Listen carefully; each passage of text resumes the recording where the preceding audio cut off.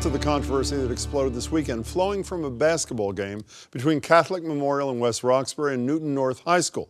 Story was picked up by papers across the nation after witnesses said some Catholic Memorial students chanted the words, "You killed Jesus," at the Newton students, many of whom were Jewish.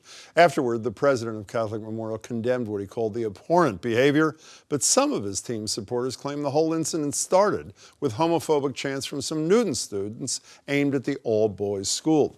Joining me are David Fleischman. David is Newton School Superintendent. Good to see you. Hi, Jim. Dan Lebowitz is Executive Director of Northeastern Center for the Study of Sport and Society. We invited the president of Catholic Memorial, but he declined. We'll have a statement from him in a minute. David, exactly what happened? How did it happen, and when did it happen? Sure, it happened, Jim, about 20 minutes before the game, and the Newton students participated in some chants as well that I think they regret that the interim principal has talked to them about since. And they chanted a couple of things: "Where are your girls?" Sausage All Boys Fest. School. Exactly, Sausage Fest. And while the definition of Sausage Fest is not homophobic, it's the impact that matters. That's what we've talked to students about. And then, of course, the chant from Catholic Memorial, which was stopped immediately by their administrators. But when you say stop them immediately, I made it sound in the introduction like it was just a couple of kids. This is 50, 60, 70 students from that school. Correct. Who were chanting this, right? It was their student section. And I want to read the statement from the president of Catholic Memorial, who couldn't be here tonight.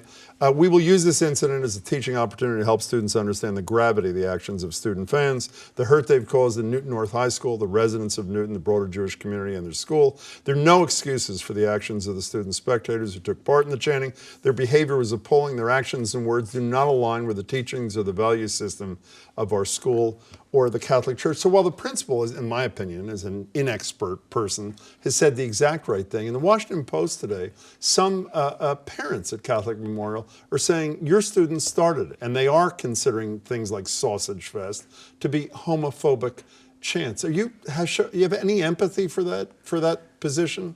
Yes, I think, student behavior has been something that our administration at Newton North has addressed for quite a while. And I think these chants can go over the line.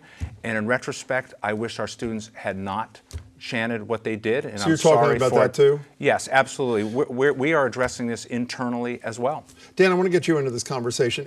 I think if students on the street had confronted Newton North High School kids and said, "You killed Jesus," I think we'd all agree this is anti-Semitism at its rawest and worst.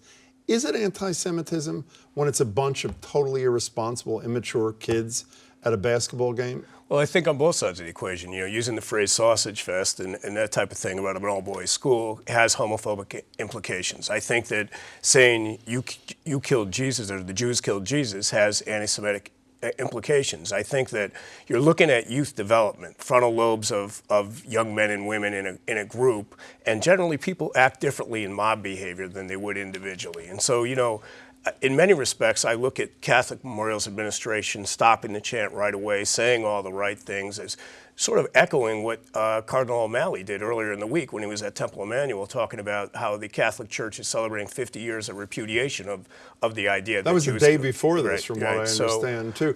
But I don't even want to admit some of the things that I chanted when I was in high school, and sure, this is not intended to defend anything, but whenever someone yells racism or anti-Semitism, it raises it to a whole level. Should it be raised to that level? I think in many respects it probably should be, only because what we're trying to do, if we're looking at this as a teaching moment, then we're trying to think, what does empathy mean?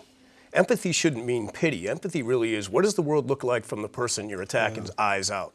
So from the people's eyes out, if you're at an all-boys school, you don't want to be accused of being a sexual orientation that you might be or not be, and if you're at a school where a large part of the population is Jewish, you don't want slurs that could be read and felt as if they're anti-Semitic. David, a lot of your parents, I've read in the paper, consider this an anti-Semitic act. Do you? I do, and I think it's important, as Dan said, to name it and address it.